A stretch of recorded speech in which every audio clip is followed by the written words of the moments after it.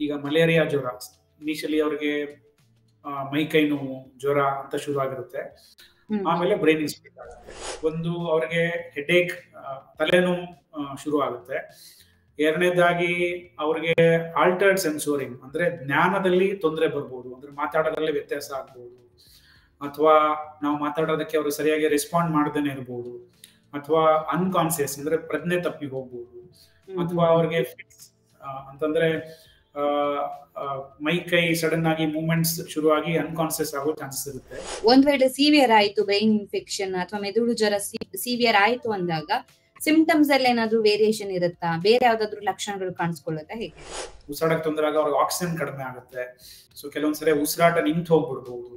So ಕೆಲವೊಂದ್ಸರಿ ಅವ್ರಿಗೆ ಸೂಕ್ತ ಸಮಯದಲ್ಲಿ ಚಿಕಿತ್ಸೆ ಇರುತ್ತಂದ್ರೆ ಅವ್ರಿಗೆ ವೆಂಟಿಲೇಟರ್ ಸಪೋರ್ಟ್ ಬೇಕಾಗಬಹುದು. ಜ್ಞಾನ ತಪ್ಪಿ ಹೋಯ್ತು, ಹೆಡ್ಏಕ್ ಜೊತೆಗೆ ಮಾತಾಡೋದ್ರಲ್ಲಿ ವ್ಯತ್ಯಾಸ ಆಯ್ತು, ಹೆಡ್ಏಕ್ ಜೊತೆಗೆ ಫಿಟ್ಸ್ ಬರ್ತಾ ಇತ್ತು ಅಂತಂದ್ರೆ ಅವಾಗ ನಾವು ಪ್ರಿಡಾಮಿನೆಂಟ್ಲಿ ಮೆದುಳು ಇನ್ವಾಲ್ವ್ ಆಗಿದೆ ಅಂತ ಹೇಳ್ಬೋದು. ಅದು ಇನ್ಫೆಕ್ಷನ್ ಇಂದ ಇರ್ಬೋದು ಅಥವಾ ಬೇರೆ ಕಾರಣಗಳಿಂದ ಕೂಡ ಇರ್ಬೋದು. ಬ್ಯಾಕ್ಟೀರಿಯಿಂದ ಆಗಿರ್ಬೋದು, ಅಥವಾ ವೈರಸ್ ಇಂದ ಆಗಿರ್ಬೋದು, ಅಥವಾ ಪ್ಯಾರಾಸೈಟ್ ಇಂದ ಆಗಿರ್ಬೋದು, ಅಥವಾ ಸೆಕೆಂಡರಿ ದೇಹದಲ್ಲಿ ಬೇರೆ ಬೇರೆ ಅಂಗಗಳಲ್ಲಿ ತೊಂದರೆ ಆಗಿ ಅದು ಬ್ರೈನ್ ಕೂಡ ಹರಡಿರ್ಬೋದು. ಸ್ಪೆಸಿಫಿಕ್ ಇನ್ವೆಸ್ಟಿಗೇಷನ್ಸ್ ಕೆಲವೊಂದು ಕಡೆಗೆ ಸಿಟಿ ಸ್ಕ್ಯಾನ್ ಇದ್ರೆ ಸಿಟಿ ಸ್ಕ್ಯಾನ್ ಮಾಡ್ತೀವಿ. MRI ಬ್ರೈನ್ ಸಾಧ್ಯ ಆಯ್ತು ಅಂದ್ರೆ MRI ಬ್ರೈನ್ ಕೂಡ ಮಾಡ್ತೀವಿ. ಇದು ಇಮೇಜಿಂಗ್ ಅಂದ್ರೆ ಸ್ಟ್ರಕ್ಚರಲಿ ಏನು ತೊಂದರೆ ಆಗಿದೆ ಅನ್ನೋದು ಈ ಇಮೇಜಿಂಗ್ ಅಲ್ಲಿ ಗೊತ್ತಾಗುತ್ತೆ. ಇಲ್ಲಿ ಗುಳ್ಳೆ ಇರುತ್ತೆ, ಅಥವಾ ಹರ್ಪಿಸ್ ಜೋಸ್ಟರ್ ಅಂತ ಇನ್ಫೆಕ್ಷನ್ ಅಂದ್ರೆ ಸರ್ಪಹುಣ್ಣು, ಸೊ ಸರ್ಪಹುಣ್ಣು ಇರುತ್ತೆ, ಅದು ಬ್ರೈನ್ ಕೂಡ ಸ್ಪ್ರೆಡ್ ಆಗ್ಬೋದು. ಎಸ್ಪೆಷಲಿ ಈ ಬ್ರೈನ್ಗೆ ಇನ್ಫೆಕ್ಷನ್ ಆದಾಗ ಬ್ರೈನ್ ಇನ್ಫೆಕ್ಷನ್ ಕಡಿಮೆ ಆಗೋದಕ್ಕೆ ಸುಮಾರು ಟೈಮ್ ಬೇಕಾಗುತ್ತೆ. ಸೊ ಹೀಗಾಗಿ ನಾವು ಟ್ರೀಟ್ಮೆಂಟ್ನೇ ಅವ್ರಿಗೆ ಮಿನಿಮಮ್ ಆಗಿ ಬ್ಯಾಕ್ಟೀರಿಯಲ್ ಇನ್ಫೆಕ್ಷನ್ ಆದ್ರೆ 2 ವಾರದಿಂದ 4 ವಾರ ಟ್ರೀಟ್ಮೆಂಟ್ ಇಂಜೆಕ್ಷನ್ ಕೊಡ್ತೀವಿ.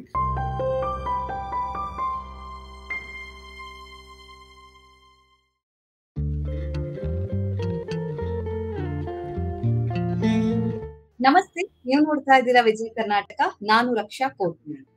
ಸಾಮಾನ್ಯವಾಗಿ ನಮ್ಮ ದೇಹದಲ್ಲಿ ನಾವು ಸ್ಕಿನ್ ಇನ್ಫೆಕ್ಷನ್ ಆಗೋದನ್ನ, ಕಣ್ಣಿನ ಇನ್ಫೆಕ್ಷನ್ ಆಗೋದನ್ನ ನೋಡಿರ್ತೀವಿ, ಅಥವಾ ದೇಹದ ಬೇರೆ ಬೇರೆ ಭಾಗಗಳಲ್ಲಿ ಇನ್ಫೆಕ್ಷನ್ಸ್ ಆಗಿರುತ್ತೆ. ಆದ್ರೆ ನಮ್ಮ ಮೆದುಳಿನಲ್ಲಿಯೂ ಕೂಡ ಇನ್ಫೆಕ್ಷನ್ ಆಗತ್ತಂತೆ. ಇದನ್ನ ನಾವು ಬ್ರೈನ್ ಇನ್ಫೆಕ್ಷನ್ ಅಂತ ಕರಿತೀವಿ. ಹಾಗಿದ್ರೆ ಈ ಬ್ರೈನ್ ಇನ್ಫೆಕ್ಷನ್ ಅಂದ್ರೆ ಏನು? ಇದಕ್ಕೆ ಟ್ರೀಟ್ಮೆಂಟ್ ಯಾವ ರೀತಿಯಾಗಿರುತ್ತೆ? ಯಾವ ಕಾರಣಕ್ಕೋಸ್ಕರ ಈ ಬ್ರೈನ್ ಇನ್ಫೆಕ್ಷನ್ ಬರುತ್ತೆ ಅನ್ನೋದ್ರ ಬಗ್ಗೆ ಹೆಚ್ಚಿನ ಮಾಹಿತಿ ತಿಳಿಸ್ಕೊಡೋದಕ್ಕೆ ಇವತ್ತು ನಮ್ ಜೊತೆ ಇದ್ದಾರೆ doctor Basavaraj Kuntoji, consultant physician and intensivist, Manipal hospital Malleshwaram, Bhagwan Mahaveer Jain hospital Vasant Nagar, and associated with PRS neuroscience and mechatronics research institute. Doctor, ಕಾರ್ಯಕ್ರಮಕ್ಕೆ ಸ್ವಾಗತ.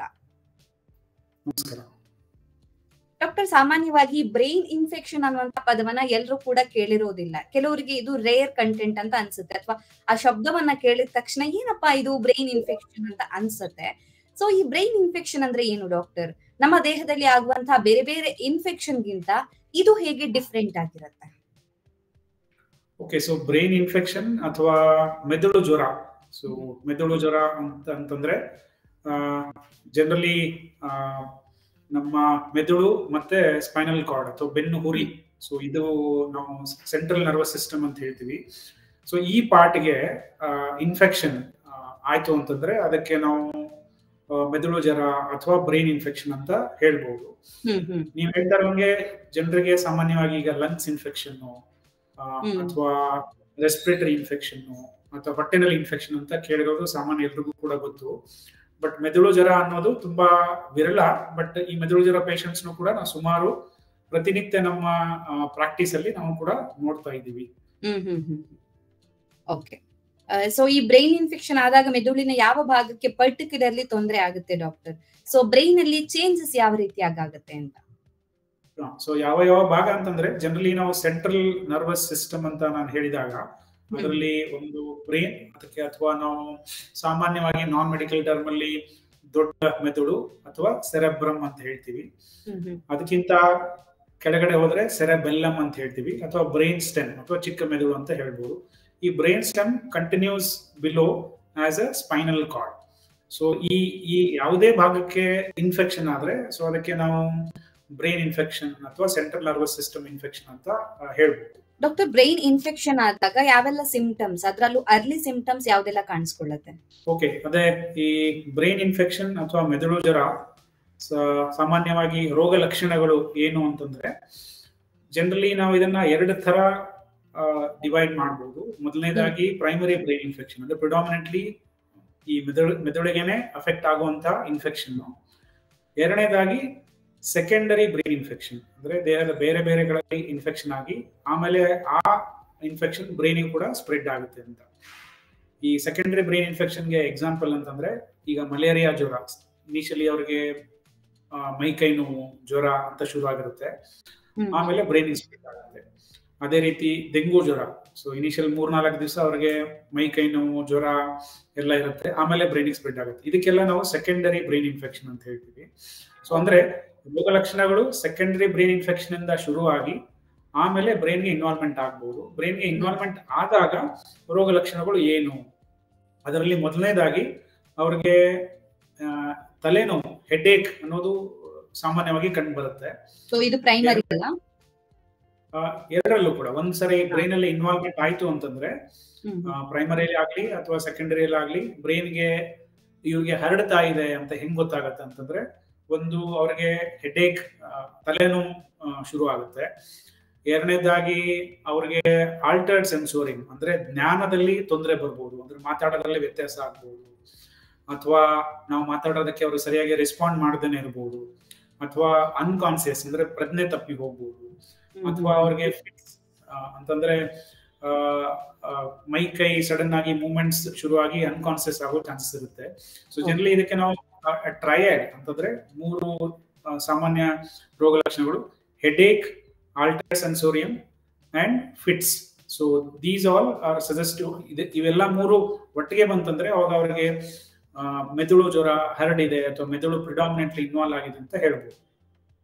ಒಂದ್ ವೇಳೆ ಸಿವಿಯರ್ ಆಯ್ತು ಬ್ರೈನ್ ಇನ್ಫೆಕ್ಷನ್ ಅಥವಾ ಮೆದುಳು ಜ್ವರ ಸಿವಿಯರ್ ಆಯ್ತು ಅಂದಾಗ ಸಿಂಪ್ಟಮ್ಸ್ ಅಲ್ಲಿ ಏನಾದ್ರು ವೇರಿಯೇಷನ್ ಇರುತ್ತಾ? ಬೇರೆ ಯಾವ್ದಾದ್ರು ಲಕ್ಷಣಗಳು ಕಾಣಿಸ್ಕೊಳ್ಳುತ್ತಾ, ಹೇಗೆ? ಸೊ ಸಾಮಾನ್ಯವಾಗಿ ನಾನು ಹೇಳಿದಂಗೆ ಈ ತಲೆನೋವು ಮತ್ತೆ ಆಲ್ಟರ್ಡ್ ಸೆನ್ಸೋರಿಯಂ, ಕೆಲವೊಂದ್ಸರಿ ಇನ್ನೂ ತುಂಬಾ ಸಿವಿಯರ್ ಆಯ್ತು ಅಂತಂದ್ರೆ ಅನ್ಕಾನ್ಸಿಯಸ್, ಅಂದ್ರೆ ಅವ್ರದ್ದು ಪ್ರಜ್ಞೆ ತಪ್ಪಿ ಹೋಗ್ಬಿಡುತ್ತೆ. ಈ ಟೈಮ್ ಅಲ್ಲಿ ನಾವು ಅದಕ್ಕೆ ರೆಕಗ್ನೈಸ್ ಮಾಡಿಲ್ಲ ಅಂದ್ರೆ ನೆಕ್ಸ್ಟ್ ಅದು ಉಸಿರಾಟಕ್ಕೆ ಕೂಡ ತೊಂದರೆ ಆಗುತ್ತೆ. ಉಸಿರಾಟದಲ್ಲಿ ತೊಂದರೆ ಆಗುತ್ತೆ. ಉಸಿರಾಟಕ್ಕೆ ತೊಂದರೆ ಆಗ ಅವ್ರಿಗೆ ಆಕ್ಸಿಜನ್ ಕಡಿಮೆ ಆಗುತ್ತೆ. ಸೊ ಕೆಲವೊಂದ್ಸರಿ ಉಸಿರಾಟ ನಿಂತು ಹೋಗ್ಬಿಡ್ಬಹುದು.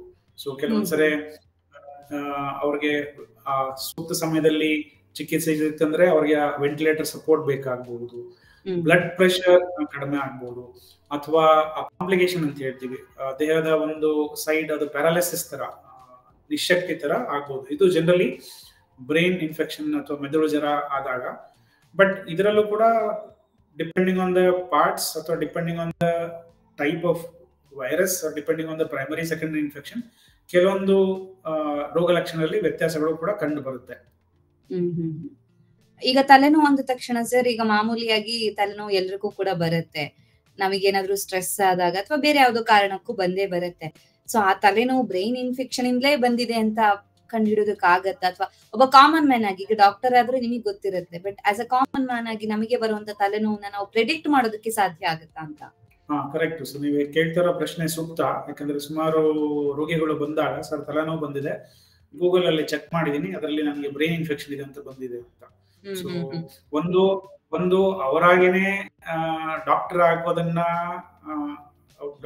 ಆಗೋದನ್ನ ಅಥವಾ ಈ ಕಂಡಿಡಿಯಕ್ಕೆ ಪ್ರಯತ್ನ ಪಡಬಾರ್ದು.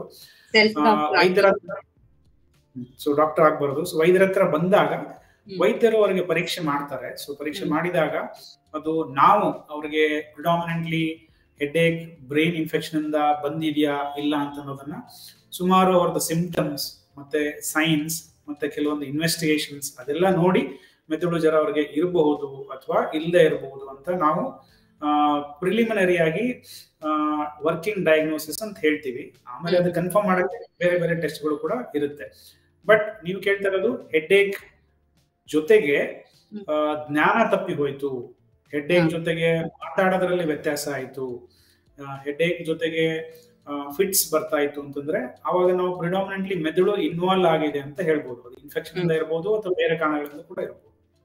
ಡಾಕ್ಟರ್, ಈಗ ಬ್ರೈನ್ ಇನ್ಫೆಕ್ಷನ್ ಬರೋದಕ್ಕೆ ಕಾರಣಗಳು ಯಾವ್ದೆಲ್ಲ ಇರುತ್ತೆ? ಸೊ ಕಾರಣಗಳನ್ನು ಅವಾಗಲೇ ಹೇಳಿರೋಂಗೆ, ಮೊದಲನೇದಾಗಿ primary brain infection. So primary brain infection could be because of the ಬ್ಯಾಕ್ಟೀರಿಯಿಂದ ಆಗಿರ್ಬೋದು, ಅಥವಾ ವೈರಸ್ ಇಂದ ಆಗಿರ್ಬೋದು, ಅಥವಾ ಪ್ಯಾರಾಸೈಟ್ ಇಂದ ಆಗಿರ್ಬೋದು, ಅಥವಾ ಸೆಕೆಂಡರಿ ದೇಹದಲ್ಲಿ ಬೇರೆ ಬೇರೆ ಅಂಗಗಳಲ್ಲಿ ತೊಂದರೆ ಆಗಿ ಅದು ಬ್ರೈನ್ ಕೂಡ ಹರಡಿರಬಹುದು. ಈ ಬ್ಯಾಕ್ಟೀರಿಯಾ ಇನ್ಫೆಕ್ಷನ್ ಅದಕ್ಕೆ ನಾವು ಪಯೋಜೆನಿಕ್ ಮೆನಿಂಜೈಟಿಸ್ ಅಥವಾ ಪಯೋಜೆನಿಕ್ ಮೆನಿಂಗೋ ಎನ್ಕೆಫಲೈಟಿಸ್ ಅಂತ ಹೇಳ್ತೀವಿ. ಬ್ಯಾಕ್ಟೀರಿಯಲ್ ಇನ್ಫೆಕ್ಷನ್ ನಾವು ಸಾಮಾನ್ಯವಾಗಿ ನೋಡ್ಬರೋದಂತಂದ್ರೆ ಆಸ್ ಸಿಂಪಲ್ ಆಸ್ ಕೆಲವೊಬ್ಬರಿಗೆ ಸೈನೋಸೈಟಿಸ್ ಆಗಿರ್ಬೋದು, ಅಥವಾ ಕಿವಿನಲ್ಲಿ ಓಟೈಟಿಸ್ ಅಂತ ಕಿವಿ ಇನ್ಫೆಕ್ಷನ್ ಆಗಿ ಕಿವಿ ಸೋರ್ತಾ ಇರಬಹುದು, ಅಕ್ಯೂಟ್ ಓಟೈಟಿಸ್ ಮೀಡಿಯಾ ಅಥವಾ ಕ್ರಾನಿಕ್ ಸಪೋರೇಟಿವ್ ಓಟೈಟಿಸ್ ಮೀಡಿಯಾ ಅಂತ ಹೇಳ್ತಾರೆ ಅದಾಗಿರ್ಬೋದು. ಅಥವಾ ಕೆಲವೊಂದ್ಸರಿ ಈ ಮುಖದ ಮೇಲೆ ಗಾಯಗಳಾಗಿದ್ರೆ ಅದೆಲ್ಲ ಬ್ಲಡ್ ಸರ್ಕ್ಯುಲೇಷನ್ ಕೂಡ ಬ್ರೈನ್ ಹೋಗುತ್ತೆ. ಸೊ ಇಂಥವ್ರಿಗೆ ಬ್ಯಾಕ್ಟೀರಿಯಲ್ ಇನ್ಫೆಕ್ಷನ್ ಆಗೋ ಚಾನ್ಸಸ್ ಇರುತ್ತೆ. ಎರಡನೇದಾಗಿ viral infection. So viral infection ಸಾಮಾನ್ಯವಾಗಿ ನಾವು ಇತ್ತೀಚೆಗೆ ಕೇಳೋದಂದ್ರೆ ಡೆಂಗು ವೈರಲ್ ಇನ್ಫೆಕ್ಷನ್ ಬ್ರೈನ್ಗೆ ಹರಡಬಹುದು, ಅಥವಾ as simple as influenza virus ಕೂಡ ರೇರ್ ಆಗಿ ಬ್ರೈನ್ಗೆ ಹರಡಬಹುದು. So very rarely Covid infection ಕೂಡ ಬ್ರೈನ್ಗೆ ಹರಡಿರೋದು ಕೂಡ ನಾವು ನೋಡಿದೀವಿ. Fungal infection. So fungal infection ಕೂಡ ಬ್ರೈನ್ಗೆ ಹರಡಬಹುದು. ಪ್ಯಾರಾಸೈಟಿಕ್ ಇನ್ಫೆಕ್ಷನ್ ಅಂತ ಹೇಳಿದ್ವಿ, ಕೆಲವೊಂದು ಕ್ರಿಪ್ಟೋಕಾಕಸ್ ಅಂತ. ಸೊ ಇವೆಲ್ಲ ಕಾರಣಗಳಿಂದ ಅದು ಬ್ರೈನ್ಗೆ ಇನ್ಫೆಕ್ಷನ್ ಹರಡೋ ಸಾಧ್ಯತೆಗಳಿರುತ್ತೆ. ಪ್ರಿಡಾಮಿನೆಂಟ್ಲಿ ಬ್ಯಾಕ್ಟೀರಿಯಲ್ ಇನ್ಫೆಕ್ಷನ್ ಕೆಲವೊಂದ್ಸಾರಿ ಸರ್ಜರಿ, ಬ್ರೈನ್ ಸರ್ಜರಿ ಮಾಡಿ ಆದ್ಮೇಲೆ ಕೂಡ ಇನ್ಫೆಕ್ಷನ್ ಬ್ರೈನ್ಗೆ ಬರೋ ಚಾನ್ಸಸ್ ಕೂಡ ಇರುತ್ತೆ. ಓಕೆ, ಈಗ ಡಾಕ್ಟರ್ ಡೆಂಗ್ಯೂ ಬಂದಾಗ ಬರುತ್ತೆ ಅಂತ ಹೇಳಿದ್ರಲ್ವ, ಸೊ ಡೆಂಗ್ಯೂ ಬಂದಿರುವಂತ ಎಲ್ಲರಿಗೂ ಬ್ರೈನ್ ಇನ್ಫೆಕ್ಷನ್ ಆಗುತ್ತಾ ಅಥವಾ ಕೆಲವರಿಗೆ ಆಗುತ್ತಾ? ಸೊ ಎಲ್ಲರಿಗೂ ಡೆಂಗು ರಿಲೇಟೆಡ್ ಕಾಂಪ್ಲಿಕೇಶನ್ಸ್ ಅಂತ ಹೇಳ್ತೀವಿ. ಸೊ ಡೆಂಗು ಇಂದ ಸೀರಿಯಸ್ ಕಾಂಪ್ಲಿಕೇಶನ್ಸ್ ಏನಂದ್ರೆ ಒಂದು ಬ್ಲೀಡಿಂಗ್ ಆಗಬಹುದು, ಅಥವಾ ಆರ್ಗನ್ ಫೇಲ್ಯೂರ್. ಆರ್ಗನ್ ಅಂದ್ರೆ ಕಿಡ್ನಿ, ಲಿವರ್, ಹಾರ್ಟ್, ಬ್ರೈನ್ ಕೂಡ ಇನ್ವಾಲ್ವ್ ಆಗಬಹುದು. ಸೊ ಈ ಆರ್ಗನ್ ಇನ್ವಾಲ್ವ್ ಆದಾಗ ಬ್ರೈನ್ ಕೂಡ ಒಂದು ಆರ್ಗನ್ ಇನ್ವಾಲ್ವ್ ಆಗಬಹುದು. ಸೊ ಅದಕ್ಕೆ ನಾವು ಡೆಂಗು ಎನ್ಸೆಫಲೈಟಿಸ್ ಅಂತ ಹೇಳ್ತೀವಿ. ಸಾಮಾನ್ಯವಾಗಿ ಎಲ್ಲಾ ಡೆಂಗು ಪೇಷಂಟ್ಸ್ ಅಲ್ಲೂ ಕೂಡ ಇದು ಕಂಡು ಬರಲ್ಲ. Very rarely, generally what we call in a critical phase, ಅಂದ್ರೆ ಡೆಂಗು ಜ್ವರ ಬಂದು 3 ದಿವಸ 4 ದಿವಸ 5 ದಿವಸ ಆದ್ಮೇಲೆ ಕ್ರಿಟಿಕಲ್ ಫೇಸ್ ಹೋದಾಗ ವೆರಿ ರೇರ್ಲಿ ಡೆಂಗು ಎನ್ಕೆಫಲೈಟಿಸ್ ಅಥವಾ ಡೆಂಗುಯಿಂದ ಮೆದುಳು ಜ್ವರ ಕೂಡ ನಾವು ಕೆಲವೊಂದು ಪೇಷಂಟ್ಸ್ ಅಲ್ಲಿ ನೋಡಿದ್ದೀವಿ. ರಿಸ್ಕ್ ಫ್ಯಾಕ್ಟರ್ ಯಾರಿಗೆ ಹೆಚ್ಚಿರುತ್ತೆ? ಈಗ ನೀವು ಹೇಳಿದ್ರಿ ಡೆಂಗ್ಯೂ ಬಂದ್ರೆ ಇರುತ್ತೆ ಅಥವಾ ಏನೋ ಒಂದು ಗಾಯ ಇದ್ರೆ ಇರುತ್ತೆ ಅಂತ, ಅದು ಬಿಟ್ಟು ಇಂಥವ್ರಿಗೆ ಈ ರೀತಿಯ ಬ್ರೈನ್ ಇನ್ಫೆಕ್ಷನ್ ಅಥವಾ ಮೆದುಳು ಜ್ವರ ಬರುವಂತ ರಿಸ್ಕ್ ಹೆಚ್ಚಿರುತ್ತೆ ಅಂತ ಹೇಳೋದಕ್ಕೆ ಸಾಧ್ಯ ಆಗುತ್ತಾ? ರಿಸ್ಕ್ ಫ್ಯಾಕ್ಟರ್ಸ್ ಸ್ಪೆಸಿಫಿಕಲಿ ಮೆದುಳು ಜ್ವರಕ್ಕೆ ಅಂತ ರಿಸ್ಕ್ ಫ್ಯಾಕ್ಟರ್ಸ್ ಅಂತ ಹೇಳೋದು ಕಡಿಮೆ. ಯಾರಿಗೆ ಇಮ್ಯುನಿಟಿ ಕಡಿಮೆ ಇರುತ್ತೆ ಅವ್ರಿಗೆ ಯಾವುದೇ ಅಂಗಾಂಗದಲ್ಲೂ ಕೂಡ ಇನ್ಫೆಕ್ಷನ್ ಬರೋ ಚಾನ್ಸಸ್ ಇರುತ್ತೆ. ಫಾರ್ ಎಕ್ಸಾಂಪಲ್ ಡಯಾಬಿಟಿಸ್ ಇರೋರಿಗೆ ರೋಗ ನಿರೋಧಕ ಶಕ್ತಿ ಕಡಿಮೆ ಇರುತ್ತೆ, ಅವ್ರಿಗೆ ಬರ್ಬಹುದು. ವಯಸ್ಸು ಜಾಸ್ತಿ ಆಗಿರೋರಿಗೆ ರೋಗ ನಿರೋಧಕ ಶಕ್ತಿ ಕಡಿಮೆ ಇರುತ್ತೆ, ಅವ್ರಿಗೆ ಬರ್ಬಹುದು. ಮಕ್ಕಳಲ್ಲೂ ಕೂಡ ಈ ಕೆಲವೊಂದು ಇನ್ಫ್ಲೂಯೆನ್ಸಾ ಇನ್ಫೆಕ್ಷನ್ ಅದು ಬ್ರೈನ್ಗೆ ಸ್ಪ್ರೆಡ್ ಆಗಿ ಬರ್ಬಹುದು. ಅಥವಾ ಇಮ್ಯುನಿಟಿ ಕಡಿಮೆ ಇರೋ, ಎಸ್ಪೆಷಲಿ ಈ HIV ಇನ್ಫೆಕ್ಷನ್ ಆಗಲಿ, patients who have received chemotherapy ಆಗಲಿ, ಅಥವಾ ಪೇಷಂಟ್ಸ್ಗೆ ಯಾರಿಗೆ ಕ್ಯಾನ್ಸರ್ ಇರುತ್ತೆ ಅಂಥವರಲ್ಲಿ ಬೇರೆ ಅಂಗಾಂಗದಲ್ಲಿ ಹೇಗೆ ಇನ್ಫೆಕ್ಷನ್ ಜಾಸ್ತಿ ಬರ್ಬೋದು, ಅದೇ ರೀತಿ ಮೆದುಳು ಜ್ವರದಲ್ಲೂ ಕೂಡ ಇನ್ಫೆಕ್ಷನ್ ಜಾಸ್ತಿ ಆಗೋ ಸಾಧ್ಯತೆಗಳು ಇರುತ್ತೆ. ಸೊ ಇಮ್ಯುನಿಟಿ ಪವರ್ ಯಾರಿಗೆ ಕಡಿಮೆ ಇರುತ್ತೆ ಅಥವಾ ಆಲ್ರೆಡಿ ಹೆಲ್ತ್ ಇಶ್ಯೂಸ್ ಆತರ ಯಾರಿಗೆ ಇರುತ್ತೆ, ಅಂದ್ರೆ ಇಮ್ಯುನಿಟಿ ಪವರ್ ಕಡಿಮೆ ಇರೋದ್ರಿಂದ ಹೆಲ್ತ್ ಪ್ರಾಬ್ಲಮ್ ಇರೋರಿಗೆ ಸ್ವಲ್ಪ ರಿಸ್ಕ್ ಇರಬಹುದು ಅಂತ. ಹೌದು. ಡಾಕ್ಟರ್, ಈಗ ನಮ್ಮ ದೇಹದ ಯಾವ ಭಾಗದ ಮುಖಾಂತರ ಇನ್ಫೆಕ್ಷನ್ ಬ್ರೈನ್ಗೆ ಹೋಗುತ್ತೆ? ಸೊ ಬ್ರೈನ್ ಅಲ್ಲಿ ಇನ್ಫೆಕ್ಷನ್ ಆಯ್ತು ಅಂದ್ರೆ ಸಾಮಾನ್ಯವಾಗಿ ಡೌಟ್ ಬರುತ್ತೆ, ಹೆಂಗೆ ಬ್ರೈನ್ ಇನ್ಫೆಕ್ಷನ್ ಆತರ ಆಗಿರುತ್ತೆ ಅಂತ. ಸೊ ಸಾಮಾನ್ಯವಾಗಿ ಸರ್ಚ್ ಮಾಡಿದಾಗ ಅಥವಾ ಸೋಷಿಯಲ್ ಮೀಡಿಯಾದಲ್ಲಿ ನೋಡಿದಾಗ ಕೆಲವರು ಹೇಳ್ತಾರೆ ಕಲುಷಿತ ನೀರಿನಿಂದ, ಕಂಟಾಮಿನೇಟೆಡ್ ವಾಟರ್ ಇಂದ ಕೂಡ ಹೋಗುತ್ತೆ ಅಂತ. ಸೊ ಹೇಗೆ ಅದು ನಮ್ಮ ಬಾಡಿಯನ್ನ ಪ್ರವೇಶ ಮಾಡುತ್ತೆ, ಹೇಗೆ ಎಂಟರ್ ಆಗುತ್ತೆ? ಸೊ ಒಂದು ಪ್ರೈಮರಿ ಬ್ಯಾಕ್ಟೀರಿಯಲ್ ಇನ್ಫೆಕ್ಷನ್ ನಾನು ನಿಮ್ಗೆ ಹೇಳಿರೋಂಗೆ, ಸೊ ಅದು ಮುಖದ ಅಥವಾ ಕತ್ತಿನ ಭಾಗದಲ್ಲಿ ಏನಾದ್ರೂ ಇನ್ಫೆಕ್ಷನ್ ಆದ್ರೆ ಅದು ಡೈರೆಕ್ಟ್ ಆಗಿ ವೇನ್ ಮುಖಾಂತರ ಬ್ರೈನ್ಗೆ ಸ್ಪ್ರೆಡ್ ಆಗೋ ಚಾನ್ಸಸ್ ಇರುತ್ತೆ. ಆಸ್ ಐ ಸೆಡ್, ಸೈನಸೈಟಿಸ್ ಅಥವಾ ASOM ಅಥವಾ CSOM ಅಂದ್ರೆ ಇಯರ್ ಇನ್ಫೆಕ್ಷನ್ ಇಂದ ಸ್ಪ್ರೆಡ್ ಆಗೋ ಚಾನ್ಸಸ್ ಇರುತ್ತೆ. ಅದು ಡೈರೆಕ್ಟ್ ಸ್ಪ್ರೆಡ್ ಆಗೋದು. ಜನರಲಿ ಬ್ಯಾಕ್ಟೀರಿಯಲ್ ಇನ್ಫೆಕ್ಷನ್ ಅದು ಆಗಿರುತ್ತೆ. ಎರಡನೇದು ಬೇರೆ ಹೇಗೆ ಬ್ರೈನ್ ಹೋಗುತ್ತೆ ಅಂದ್ರೆ ಜನರಲಿ ಇದು ಬ್ಲಡ್ ಇನ್ಫೆಕ್ಷನ್. ಯಾರಿಗೆ ಈ ವೈರಸ್ ಇನ್ಫೆಕ್ಷನ್ ಬ್ಲಡ್ ಅಲ್ಲಿ ಸ್ಪ್ರೆಡ್ ಆಗುತ್ತೆ, ಮಲೇರಿಯಾ ಇನ್ಫೆಕ್ಷನ್ ಬ್ಲಡ್ ಸ್ಪ್ರೆಡ್ ಆಗುತ್ತೆ, ಅಥವಾ ಪ್ಯಾರಾಸೈಟಿಕ್ ಇನ್ಫೆಕ್ಷನ್ ಇನಿಷಿಯಲಿ ಬ್ಲಡ್ ಗೆ ಸ್ಪ್ರೆಡ್ ಆಗುತ್ತೆ. ಆ ಬ್ಲಡ್ ಇಂದ ಬೇರೆ ಬೇರೆ ಅಂಗಾಂಗಕ್ಕೆ ಅದು ಹೋಗ್ಬೋದು. ಅದೇ ರೀತಿ ಬ್ರೈನ್ ಕೂಡ ಸ್ಪ್ರೆಡ್ ಆಗೋ ಚಾನ್ಸಸ್ ಇರುತ್ತೆ. ಇದರಲ್ಲಿ ಟೈಪ್ಸ್ ಯಾವ್ದೆಲ್ಲ ಡಾಕ್ಟರ್, ಅದ್ರ ಬಗ್ಗೆ ತಿಳಿಸ್ಕೊಡಿ. ಸೊ ಟೈಪ್ಸ್ ಅಂತಂದ್ರೆ ಅದರಲ್ಲಿ ನಾವು ಮೆಡಿಕಲಿ ಡಿವೈಡ್ ಮಾಡಿದ್ರೆ, ಒಂದು ಮೆನಿಂಜೈಟಿಸ್ ಅಂದ್ರೆ ಈ ಮೆದುಳಿನ ಸುತ್ತ ಕವಚಗಳು, ನಾವು ಬಯಾ ಮ್ಯಾಟರ್, ಅರಕನಾಯ್ಡ್ ಮ್ಯಾಟರ್, ಡ್ಯೂರಾ ಮ್ಯಾಟರ್ ಅಂತ ಹೇಳ್ತೀವಿ. ಅದಕ್ಕೆ ಇನ್ಫೆಕ್ಷನ್ ಆಗೋದಾದ್ರೆ ಮೆನಿಂಜೈಟಿಸ್ ಅಂತ ಹೇಳ್ತೀವಿ. ಎರಡನೇದ್ದು ಪ್ರಿಡಾಮಿನೆಂಟ್ಲಿ ಬ್ರೈನ್ ಅಂದ್ರೆ ಎನ್ಸೆಫಲೈಟಿಸ್ ಅಂತ, ಪ್ರಿಡಾಮಿನೆಂಟ್ಲಿ ಬ್ರೈನ್ಗೆ ಇನ್ವಾಲ್ವ್ಮೆಂಟ್ ಆದ್ರೆ ಅದಕ್ಕೆ ಎನ್ಸೆಫಲೈಟಿಸ್ ಅಂತ ಹೇಳ್ತೀವಿ. ಮೂರನೇದ್ದು ನಾನು ಹೇಳಿದೆ ಅವಾಗ ಸ್ಪೈನಲ್ ಕಾರ್ಡ್ ಅಂತ, ಸ್ಪೈನಲ್ ಕಾರ್ಡ್ ಕೂಡ ಇನ್ಫೆಕ್ಷನ್ ಆಗೋ ಸಾಧ್ಯತೆಗಳಿರುತ್ತೆ. ಸೊ ಅದಕ್ಕೆ ನಾವು ಇನ್ಫೆಕ್ಷನ್ ಅದರಲ್ಲಿ ಒಂದು ಟರ್ಮ್ ಅಂದ್ರೆ ಟ್ರಾನ್ಸ್ವರ್ಸ್ ಮೈಲೈಟಿಸ್ ಅಂತ ಹೇಳ್ತೀವಿ. ಸೊ ಈ ತರ ಬೇರೆ ಬೇರೆ ಅಂಗಾಂಗ ಬ್ರೈನ್ ಅಲ್ಲಿ ಆಗೋ ಚಾನ್ಸಸ್ ಇರುತ್ತೆ. ಅದರಲ್ಲೂ ಕೂಡ ಬರ್ತಾ ಇರೋ ರೋಗ ಲಕ್ಷಣಗಳು ಕೂಡ ಸ್ವಲ್ಪ ಸ್ವಲ್ಪ ವ್ಯತ್ಯಾಸ ಇರುತ್ತೆ. ಫಾರ್ ಎಕ್ಸಾಂಪಲ್ ಮೆನಿಂಜೈಟಿಸ್ ಅಂದ್ರೆ ಪ್ರಿಡಾಮಿನೆಂಟ್ಲಿ ಮೆದುಳಿನ ಕವಚಗಳಿಗೆ ಇನ್ಫೆಕ್ಷನ್ ಆಗಿದ್ರೆ ಅವ್ರಿಗೆ ಹೆಡ್ಏಕ್ ಇರುತ್ತೆ, ಅಥವಾ ಕತ್ತು ನೋವು ಇರುತ್ತೆ, ಕತ್ತು ಈ ತರ ಅವ್ರಿಗೆ ಮಡ್ಚಕ್ಕೆ ತೊಂದರೆ ಇರುತ್ತೆ, ವಾಂತಿ ವಾಮಿಟಿಂಗ್ ಬರೋ ಚಾನ್ಸಸ್ ಇರುತ್ತೆ. ಆಮೇಲೆ ಎನ್ಸೆಫಲೈಟಿಸ್ ಬ್ರೈನ್ ಇನ್ವಾಲ್ವ್ಮೆಂಟ್ ಆಯ್ತು ಅಂತಂದ್ರೆ, ಅಥವಾ predominantly who presents with encephalitis ಅಂದ್ರೆ ಸ್ಪೆಷಲಿ ವೈರಲ್ ಇನ್ಫೆಕ್ಷನ್, ಅವರಲ್ಲಿ ಜ್ವರ ಜೊತೆಗೆ ಜ್ಞಾನ ತಪ್ಪಿ ಹೋಗೋದು, ಆಲ್ಟರ್ಡ್ ಸೆನ್ಸರಿ ಏನೇನೋ ಮಾತಾಡೋದು, ಕೆಲವೊಂದ್ಸರಿ ಫಿಟ್ಸ್ ಬರೋ ಚಾನ್ಸಸ್ ಇರುತ್ತೆ, ಎನ್ಸೆಫಲೈಟಿಸ್ ಅಂತ ಹೇಳ್ತೀವಿ. ಸೊ ಒಂದು meningitis they present with predominantly headache, ಎರಡನೇದ್ದು encephalitis they predominantly present with ಅಂದ್ರೆ ಜ್ಞಾನ ತಪ್ಪಿ ಹೋಗೋದು ಅಥವಾ ಫಿಟ್ಸ್ ಬರೋದು ಅಂತ. ಸುಮಾರು ಪೇಷಂಟ್ಸ್ ಅಲ್ಲಿ ಮೆನಿಂಗೋ ಎನ್ಕೆಫಲೈಟಿಸ್ ಎರಡು ಒಟ್ಟಿಗೆ ಬರೋ ಸಾಧ್ಯತೆಗಳೇ ಜಾಸ್ತಿ ಇರುತ್ತೆ. ವೈರಲ್ ಇನ್ಫೆಕ್ಷನ್ ಆದ್ರೆ ಅವರು ಎನ್ಸೆಫಲೈಟಿಸ್ ಇಂದ ಜಾಸ್ತಿ ಪ್ರೆಸೆಂಟ್ ಮಾಡ್ತಾರೆ. ಈ ಟಿಬಿ ಆಗ್ಲಿ ಬ್ಯಾಕ್ಟೀರಿಯಲ್ ಇನ್ಫೆಕ್ಷನ್ ಆಗ್ಲಿ ಅವರು ಮೆನಿಂಗೋ ಎನ್ಕೆಫಲೈಟಿಸ್ ಅಂತ, ಮೆನಿಂಜೈಟಿಸ್ ಅಥವಾ ಮೆನಿಂಗೋ ಎನ್ಕೆಫಲೈಟಿಸ್ ಆಗಿ ಪ್ರೆಸೆಂಟ್ ಮಾಡ್ತಾರೆ. ಇನ್ನೊಂದು ನಾನು ನಿಮ್ಗೆ ಹೇಳಿದೆ ಟ್ರಾನ್ಸ್ವರ್ಸ್ ಮೈಲೈಟಿಸ್ ಅಂದ್ರೆ ಈ ಬೆನ್ನು ಹುರಿಗೆ ಇನ್ಫೆಕ್ಷನ್ ಆದ್ರೆ ಅವಾಗ ಈ ಬೆನ್ನು ಹುರಿಯಿಂದ ನಾವು ಏನ್ ಅಂಗಾಂಗಗಳು ಅದರಿಂದ ಏನು ನರದ್ದು ಶಕ್ತಿ ಹೋಗುತ್ತೆ ಅಂತಹ ಶಕ್ತಿಗಳು ತೊಂದರೆ ಆಗುತ್ತೆ. ಅಂದ್ರೆ ಅವ್ರಿಗೆ ಸೆನ್ಸರಿ ಸಿಂಪ್ಟಮ್ಸ್, ಕೆಲವೊಂದು ಭಾಗದಲ್ಲಿ ಅವ್ರಿಗೆ ಸೆನ್ಸೇಷನ್ ಟಚ್ ಸೆನ್ಸೇಷನ್ ಹೋಗ್ಬಿಡುತ್ತೆ, ಅಥವಾ ಮೋಟಾರ್ ಸಿಂಪ್ಟಮ್ಸ್ ಅಂದ್ರೆ ಅವ್ರಿಗೆ ಕೈಕಾಲು ನಿಶಕ್ತಿ ಆಗ್ಬಿಡುತ್ತೆ, ಅಥವಾ ಏನೋ ವೈಬ್ರೇಟರಿ ಸಿಂಪ್ಟಮ್ಸ್ ಇರುತ್ತೆ, ಯೂರಿನ್ ಮತ್ತೆ ಮೋಷನ್ ಪಾಸ್ ಮಾಡಕ್ಕೆ ಕೂಡ ತೊಂದರೆಗಳು ಆಗ್ಬಹುದು. ಅದಕ್ಕೆ ನಾವು ಟ್ರಾನ್ಸ್ವರ್ಸ್ ಮೈಲೈಟಿಸ್ ಅಂತ ಹೇಳ್ತೀವಿ. ಅಂದ್ರೆ ಬೆನ್ನು ಹುರಿ ಇನ್ಫೆಕ್ಷನ್ ಆದ್ರೆ ಈ ತರ ಸಿಂಪ್ಟಮ್ಸ್ ಕೂಡ ಬರಬಹುದು. ಬಟ್ ಇದು ಸಾಮಾನ್ಯವಾಗಿ ರೋಗಿಗಳಿಗೆ ಡಿಫ್ರೆನ್ಶಿಯೇಟ್ ಮಾಡೋದು ಕಷ್ಟ ಆಗುತ್ತೆ. ಸೊ ವೈದ್ಯರು ಅದನ್ನ ಸಿಂಪ್ಟಮ್ಸ್ ನೋಡಿ ಸಸ್ಪೆಕ್ಟ್ ಮಾಡಿ ಅದನ್ನ ಇನ್ವೆಸ್ಟಿಗೇಷನ್ ಮಾಡಿ ಆಮೇಲೆ ಕನ್ಫರ್ಮೇಶನ್ ಮಾಡ್ಬೇಕಾಗತ್ತೆ. ಸೊ ಹಿಂಗಾಗಿ ಬರೀ ರೋಗ ಲಕ್ಷಣಗಳ ಮೇಲೆ ಹಿಂಗೆ ಇರುತ್ತೆ ಅಂತ ಹೇಳೋದು ಕಷ್ಟ. ಬಟ್ ಅಟ್ ಲೀಸ್ಟ್ ಈ ತರ ಸೂಚನೆಗಳು ಇದೆ ಅಂತ ಅನ್ಕೋಬಹುದು. ಅಂದ್ರೆ ಡಯಾಗ್ನೋಸಿಸ್ ಆದ್ಮೇಲೆ ಅಥವಾ ನೀವು ಟೆಸ್ಟ್ ಮಾಡಿ ಆದ್ಮೇಲೆ ಇಂಥದ್ದೇ ಅಂತ ಪರ್ಟಿಕ್ಯುಲರ್ಲಿ ಕಂಡು ಹಿಡಿಯೋದಕ್ಕೆ ಸಾಧ್ಯ ಆಗುತ್ತೆ.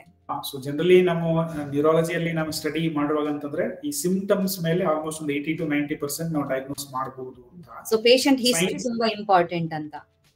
ಪೇಷಂಟ್ ಡಯಾಗ್ನೋಸ್ ಮಾಡಕ್ಕಾಗಲ್ಲ, ವೈದ್ಯರು it is our teaching what is being told. A doctor can diagnose based on the symptoms almost 80 to 90% of the disease. Another 10% with the investigations and the health. That is for the doctors when they go through the signs and symptoms. But ಈ ತರದ ಸೂಚನೆಗಳು ಕೊಡುತ್ತೆ, ಈ ತರ ಇರಬಹುದು ಅಂತ ಸೂಚನೆಗಳು ಕೊಟ್ಟ ಆದ್ಮೇಲೆ ಸಸ್ಪೆಕ್ಟ್ ಮಾಡಿದ್ಮೇಲೆ ಅದಕ್ಕೆ ತಕ್ಕಂಗೆ ನಾವು ಇನ್ವೆಸ್ಟಿಗೇಷನ್ಸ್ ಮತ್ತೆ ಡಯಾಗ್ನೋಸಿಸ್ ಫರ್ದರ್ ಮಾಡಬಹುದು. ಈ ಬ್ರೈನ್ ಇನ್ಫೆಕ್ಷನ್ ಇಂದ ನಮ್ಮ ಬ್ರೈನ್ ಗೆ ಪರ್ಮನೆಂಟ್ ಡ್ಯಾಮೇಜ್ ಅಥವಾ ಲಾಂಗ್ ಟರ್ಮ್ ಎಫೆಕ್ಟ್ ಏನಾದ್ರೂ ಆಗುತ್ತಾ? ಜನರಲಿ ಬ್ರೈನ್ ಇನ್ಫೆಕ್ಷನ್ ಅರ್ಲಿ ಆಗಿ ಕಂಡುಕೊಂಡ್ರೆ, ಸ್ಪೆಷಲಿ ಈ ಬ್ಯಾಕ್ಟೀರಿಯಲ್ ಇನ್ಫೆಕ್ಷನ್ ಅರ್ಲಿ ಆಗಿ ಅದ್ ಸಿಂಪ್ಟಮ್ಸ್ ಕಂಡು ಬಂತಂದ್ರೆ ಎಷ್ಟು ಬೇಗ ಸಿವಿಯರಿಟಿ ಇರುತ್ತೆ ಅಷ್ಟೇ ಬೇಗ ಇಂಪ್ರೂವ್ಮೆಂಟ್ ಕೂಡ ಆಗ್ತದೆ. So almost 100% they can improve. It all depends on which type of infection. Bacterial infection ಆದ್ರೆ ಇಂಪ್ರೂವ್ಮೆಂಟ್ ಆಗ್ಬಹುದು. ಲೇಟ್ ಪ್ರೆಸೆಂಟೇಷನ್ ಸುಮಾರು ದಿವಸಗಳ ಆದ್ಮೇಲೆ ಅಥವಾ ಅದು ಕಾಂಪ್ಲಿಕೇಶನ್ಸ್ ಆದ್ಮೇಲೆ ಪ್ರೆಸೆಂಟ್ ಆದ್ರೆ ನ್ಯೂರಾಲಜಿಕಲ್ ಡಿಸೆಬಿಲಿಟಿ ಅಥವಾ ನ್ಯೂರಾಲಜಿಕಲ್ ಸಿಂಪ್ಟಮ್ಸ್ ಅಂದ್ರೆ ಈ ಬ್ರೈನ್ ಫೀವರ್ ವಾಸಿಯಾಗಿದೆ ಬಟ್ ಅವ್ರಿಗೆ ಏನೇನು ತೊಂದರೆಗಳು ಹಾಗೆ ಉಳಿಯುತ್ತೆ ಅಂತಂದ್ರೆ, ಕೆಲವೊಬ್ಬರಿಗೆ ಈ ಕೈಕಾಲ್ ನಿಶಕ್ತಿ ಇರ್ಬೋದು, ಕೆಲವೊಬ್ಬರಿಗೆ ತೊಂದರೆ ಇರ್ಬೋದು, ಕೆಲವೊಂದ್ಸರಿ ಡೆಫ್ನೆಸ್ ಇರ್ಬೋದು, ಸೆನ್ಸರಿ ಸಿಂಪ್ಟಮ್ಸ್ ಇರ್ಬೋದು, ಅಥವಾ ಯೂರಿನ್ ಅಥವಾ ಮೋಷನ್ ಪಾಸ್ ಮಾಡೋದಕ್ಕೆ ತೊಂದರೆಗಳಿರ್ಬೋದು. ಇದು ಡಿಸೆಬಿಲಿಟಿ ಆಗಿ ಉಳಿಯುವ ಚಾನ್ಸಸ್ ಇರುತ್ತೆ. ಸೊ ಈ ಮೆದುಳು ಜ್ವರ ಬಂದ ಮೇಲೆ ಈ ತರ ಪ್ರಾಬ್ಲಮ್ಸ್ ಗಳು ಉಂಟಾಗುತ್ತೆ ಅಂತ ಎಲ್ಲರಿಗೂ ಆಗ್ಲೇಬೇಕು ಅಂತ ಇಲ್ಲ. ಡಿಪೆಂಡಿಂಗ್ ಆನ್ ದ ಎಷ್ಟು ಡಿಲೇ ಇನ್ ದ ಸಿಂಪ್ಟಮ್ಸ್ ಅಥವಾ delay in the coming to the hospital, delay in the ಎಷ್ಟು ಬೇಗ ಬರ್ತಾರೆ ಅಷ್ಟು ಒಳ್ಳೇದು ಅಂತ. ಒಳ್ಳೇದು. ಪ್ಲಸ್ ಇನ್ಫೆಕ್ಷನ್, ಯಾವ್ದು ಇನ್ಫೆಕ್ಷನ್ ಕೆಲವೊಂದು ತುಂಬಾ ಸಿವಿಯರ್ ಇರುತ್ತೆ, ಜೊತೆಗೆ ನೀವು ಅವಾಗ ಹೇಳಿದ್ರೆ ಅವರ ಬಾಡಿ ಇಮ್ಯುನಿಟಿ ಮೇಲೆ ಕೂಡ ಎಷ್ಟು ವಾಸಿ ಡಿಪೆಂಡ್ ಆಗುತ್ತೆ ಆಗುತ್ತೆ. ಅಥವಾ ಎಷ್ಟು ತೊಂದರೆ ಉಳಿಯುತ್ತೆ ಅದ್ರ ಮೇಲೆ ಡಿಪೆಂಡ್ ಆಗುತ್ತೆ. ಓಕೆ. ಒಂದ್ ವೇಳೆ ಇದನ್ನ ನೆಗ್ಲೆಕ್ಟ್ ಮಾಡಿದ್ರೆ ಏನಾಗುತ್ತೆ ಸರ್? ಸೊ ಸಪೋಸ್ ಇಲ್ಲ, ಏನು ತೊಂದರೆ ಇಲ್ಲ, ನೀವು ಮುಂಚೆನೂ ಹೆಡ್ಏಕ್ ಬರ್ತಾ ಇತ್ತು, ಈ ಸರಿ ಹೆಡ್ಏಕ್ ಬಂದಿದೆ, ಏನಾಗಲ್ಲ ಅಂತ ಅವ್ರಿಗೆ ಟ್ರೀಟ್ಮೆಂಟ್ ತಗೊಳ್ಳದೆ ಮನೇಲೆ ಇದ್ರೆ it will lead to the severity. ಅಂದ್ರೆ ಹೆಡ್ಏಕ್ ಬಂತಾಯ್ತು, ಆಮೇಲೆ ಜ್ಞಾನ ತಪ್ಪಿ ಹೋಗುತ್ತೆ, ನಾವು ಹೇಳಿದ್ರು ಕೂಡ ಮಾತಾಡಕ್ ಆಗಲ್ಲ, ಫಿಟ್ಸ್ ಬರ್ಬಹುದು, ಆಮೇಲೆ ಆಲ್ಮೋಸ್ಟ್ ಉಸಿರಾಟ ನಿಂತೋಗಿ ಜೀವಕ್ಕೆ ಕೂಡ ಅಪಾಯ ಆಗ್ಬಹುದು.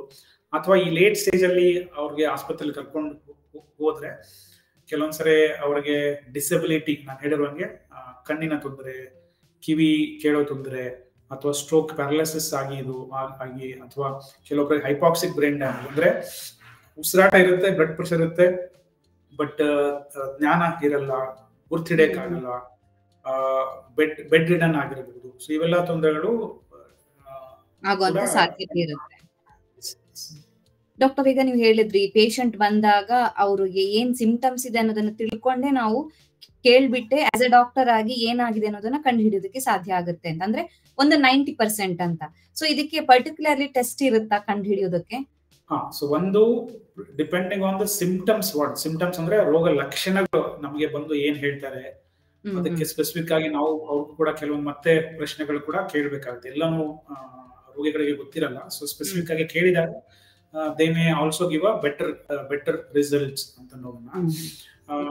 ಕೆಲವೊಂದ್ಸರಿ ಅವ್ರಿಗೆ ಕಿವಿದು ತೊಂದರೆ, ಸೋರುತ್ತೆ ಅಂತ ಅನ್ನೋದು ಗೊತ್ತಿರಲ್ಲ. ಸೋರಿರುತ್ತೆ ಸರ್, ಆಮೇಲೆ ಕಡಿಮೆ ಆಗಿತ್ತು, ವಾಸಿ ಆಗಿದೆ ಅಂತ ಅನ್ಕೊಂಡ್ವಿ.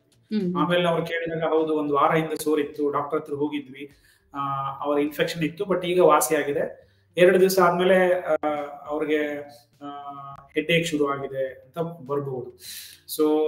ಸೊ ಒಂದು ಸಿಂಪ್ಟಮ್ಸ್ ಮೇಲೆ, ಎರಡನೇದು ಸೈನ್ಸ್, ಅಂದ್ರೆ ನಾವು ಪರೀಕ್ಷೆ ಮಾಡಿದಾಗ ಏನೇನು ಸೈನ್ಸ್ ಇರಬಹುದು. ಸೈನ್ಸ್ ಏನಂತಂದ್ರೆ ಅವ್ರಿಗೆ ನೆಕ್ ರಿಜಿಡಿಟಿ, ಅಂದ್ರೆ ನಾವು ಕತ್ತನ್ನ ಈ ತರ ಮಡ್ಚಿದಾಗ ಕತ್ತು, ಈ ಗದ್ದ ಮತ್ತೆ ಕತ್ತು ಈ ಎದೆ ಭಾಗ ಟಚ್ ಆಗಕ್ಕೆ ಆಗದೆ ಇರ್ಬೋದು, ಅದಕ್ಕೆ ನಾವು ನೆಕ್ ರಿಜಿಡಿಟಿ ಅಂತ ಹೇಳ್ತೀವಿ. ಆಲ್ಟರ್ಡ್ ಸೆನ್ಸೋರಿಯಂ ಇರ್ಬೋದು, ಅಥವಾ ಕೆಲವೊಂದ್ಸರಿ ಲೋಕಲ್ ಡೆಫಿಸಿಟ್ಸ್ ಕೂಡ ಇರ್ಬೋದು. ಇದು ನಾವು ಸೈನ್ಸ್ ಅಂತ ಹೇಳ್ತೀವಿ.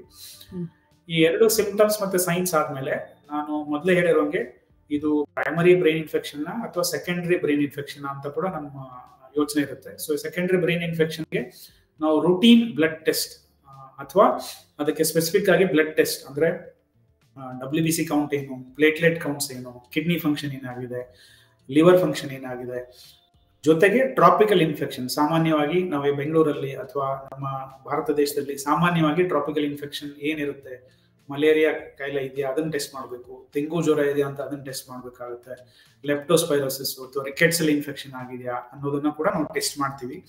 ಇದರಲ್ಲಿ ಯಾವ್ದಾದ್ರು ಪಾಸಿಟಿವ್ ಅಂತಂದ್ರೆ ಹೌದು, ನಾವು ಸ್ಪೆಸಿಫಿಕ್ ಆಗಿ ಈ ತರ ತೊಂದರೆ ಇದೆ, ಆ ತೊಂದರೆಯನ್ನೇ ಮೆದುಳಿಗೆ ಹರಡಿದೆ ಅಂತ ಹೇಳ್ತೀವಿ.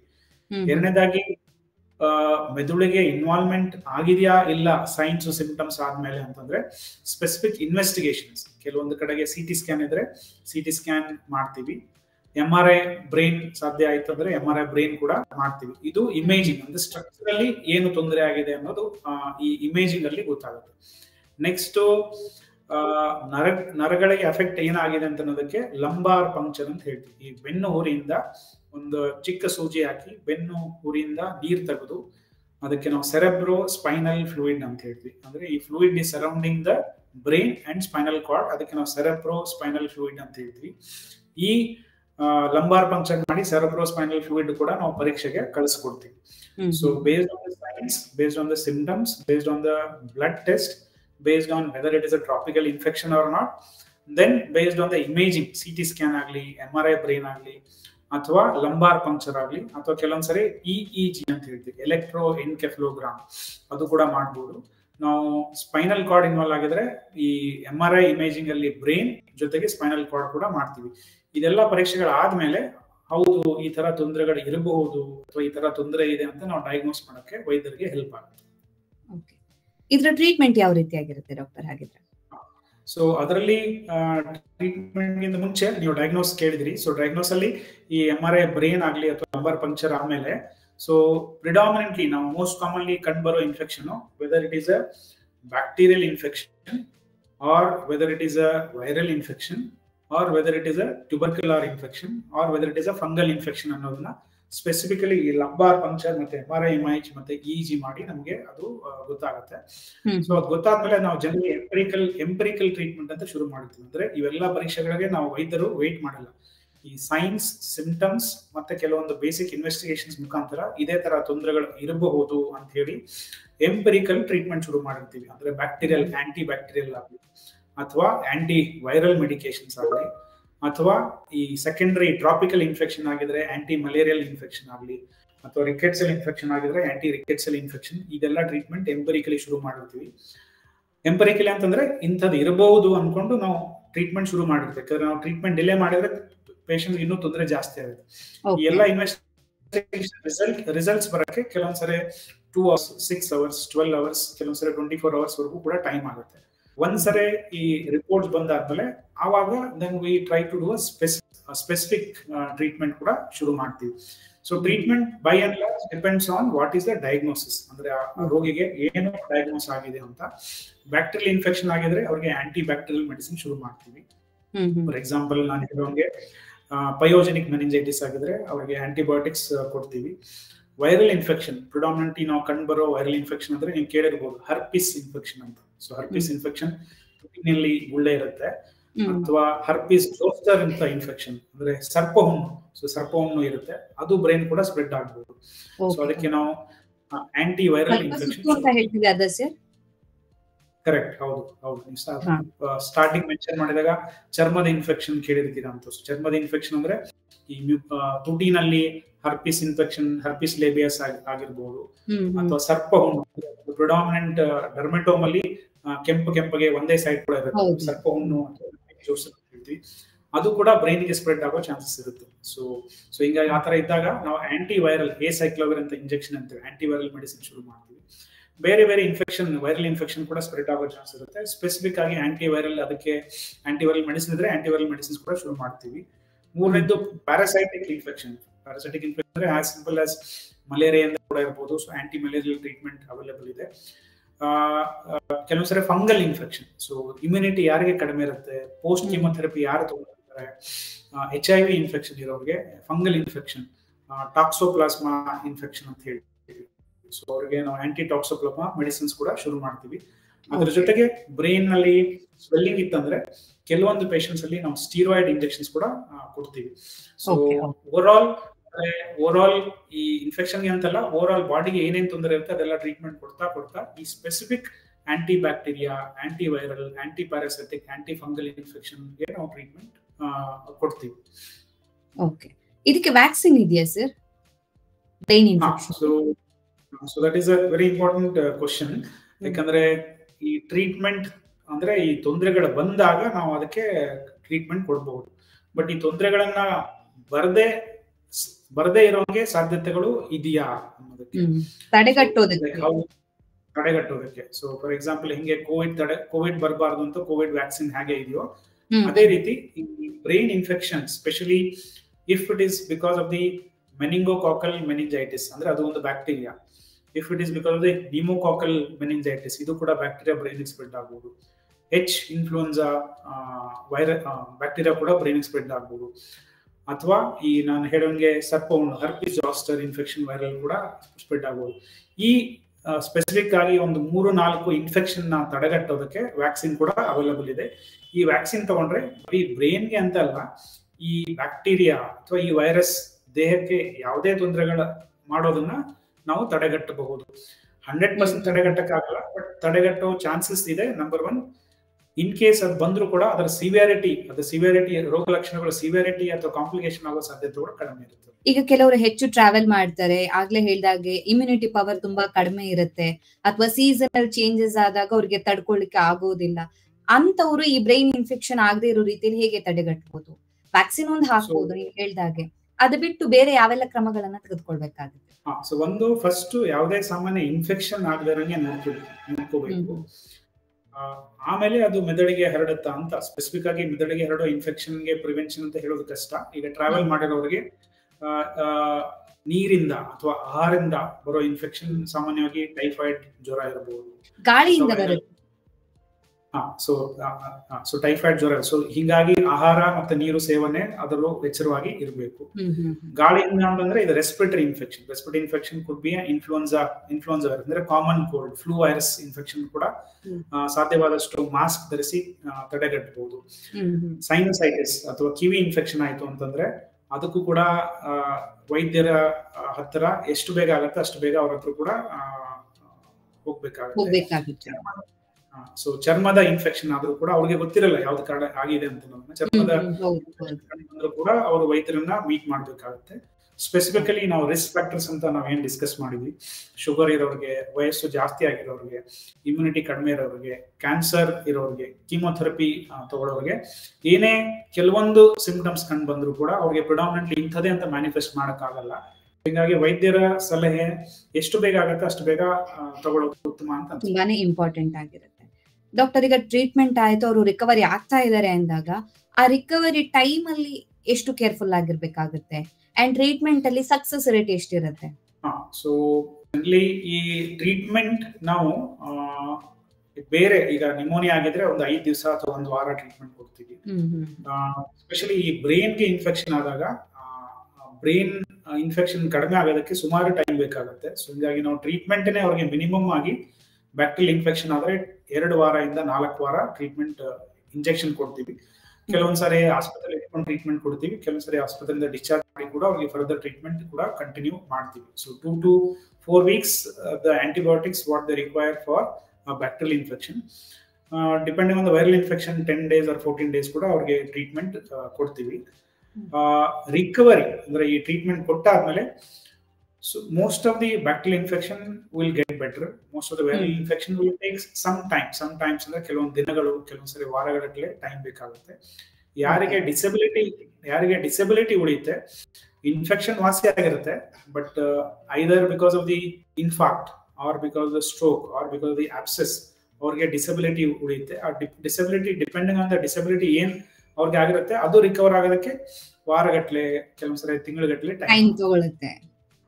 ಡಾಕ್ಟರ್, ಕೊನೆಯದಾಗಿ ಏನ್ ಹೇಳಕ್ ಇಷ್ಟಪಡ್ತೀರಾ? ಸೊ ಬ್ರೈನ್ ಇನ್ಫೆಕ್ಷನ್ ಅಂತಾನೆ ಅಲ್ಲ, ಸೊ ಜನರಲಿ ಸಾಮಾನ್ಯವಾಗಿ ಯಾವುದೇ ಒಂದು ಇನ್ಫೆಕ್ಷನ್ ಬಂದ್ರೂ ಕೂಡ ಅದಕ್ಕೆ ವೈದ್ಯರ ಸಲಹೆ ಎಷ್ಟು ಬೇಗ ಆಗುತ್ತೆ ಅಷ್ಟು ಬೇಗ ತಗೊಳ್ಳೋದು ಉತ್ತಮ. ಏನೇ ಲಕ್ಷಣಗಳು ಕಂಡು ಬಂದ್ರೂ ಕೂಡ ಅದನ್ನ ನಿರ್ಲಕ್ಷ್ಯ ಮಾಡಬಾರದು. ಒಂದು ದಿನಲ್ಲಿ ತೊಂದರೆ ಕಡಿಮೆ ಆಗಿಲ್ಲ ಅಂದ್ರೆ, ಮ್ಯಾಕ್ಸಿಮಮ್ 1.5 ದಿವಸ 2 ಸಲ ತೊಂದರೆಗಳು ಕಡಿಮೆ ಆಗಿಲ್ಲ ಅಂದ್ರೆ ಹತ್ತಿರದಲ್ಲಿರೋ ವೈದ್ಯರ ಹತ್ರ ಸಲಹೆ ತಗೊಂಡು, ಅದರಿಂದ ಕೂಡ ಕಡಿಮೆ ಆಗಿಲ್ಲ ಅಂತಂದ್ರೆ ಕೆಲವೊಂದ್ಸಲ ನೆಕ್ಸ್ಟ್ ಸೆಂಟರ್ ಅಂತ ಹೇಳ್ತೀವಿ, ನೆಕ್ಸ್ಟ್ ಹೈಯರ್ ಸೆಂಟರ್ ಎಲ್ಲೆಲ್ಲಿ ಈ ಅವೈಲಬಿಲಿಟಿ ಆಫ್ ಫಿಸಿಷಿಯನ್ ಆಗಲಿ, ನ್ಯೂರಾಲಜಿಸ್ಟ್ ಆಗಲಿ, CT ಸ್ಕ್ಯಾನ್ ಆಗಲಿ, MRI ಆಗಲಿ, LBCSF ಡಯಾಗ್ನೋಸಿಸ್ ಮಾಡುವಂತ ಸೆಂಟರ್ ಇರುತ್ತೆ, ಅಲ್ಲಿ ನೆಕ್ಸ್ಟ್ ಅವ್ರಿಗೆ ಕರೆದುಕೊಂಡು ಹೋದ್ರೆ ಬೇಗ ಅವರಿಗೆ ಡಯಾಗ್ನೋಸಿಸ್ ಮಾಡಿದ್ರೆ ಬೇಗ ಟ್ರೀಟ್ಮೆಂಟ್ ಸಿಕ್ತು ಅಂತಂದ್ರೆ ಡಿಸಬಿಲಿಟಿ ಆಗೋದು, ಕಾಂಪ್ಲಿಕೇಶನ್ ಆಗೋ ಚಾನ್ಸಸ್ ತುಂಬಾ ಕಡಿಮೆ ಇರುತ್ತದೆ. Thank you so much doctor. ನಮ್ಮ ಇವತ್ತಿನ ಕಾರ್ಯಕ್ರಮದಲ್ಲಿ ಬ್ರೈನ್ ಇನ್ಫೆಕ್ಷನ್ ಅಂದ್ರೆ ಮೆದುಳು ಜ್ವರ ಅಂದ್ರೆ ಏನು, ಯಾವ ಕಾರಣಕ್ಕೋಸ್ಕರ ಆಗುತ್ತೆ, ಇಮಿಡಿಯೇಟ್ಲಿ ಅಂದ್ರೆ ತುಂಬಾ ಬೇಗ ಟ್ರೀಟ್ಮೆಂಟ್ ಅನ್ನ ತಗೊಳ್ಳುವಂಥದ್ದು ಯಾಕೆ ಇಂಪಾರ್ಟೆಂಟ್, ಅದು ಬರದೇ ಇರೋ ರೀತಿಯಲ್ಲಿ ಹೇಗೆ ತಡೆಗಟ್ಟಬಹುದು, ವ್ಯಾಕ್ಸಿನ್ ಯಾಕೆ ಅಷ್ಟು ಇಂಪಾರ್ಟೆಂಟ್ ಅನ್ನೋದನ್ನ ತುಂಬಾ ವಿವರವಾಗಿ ತಿಳಿಸ್ಕೊಟ್ಟಿದ್ದೀರಾ. Thank you so much. ಧನ್ಯವಾದಗಳು. Thank you doctor. Thank you so much.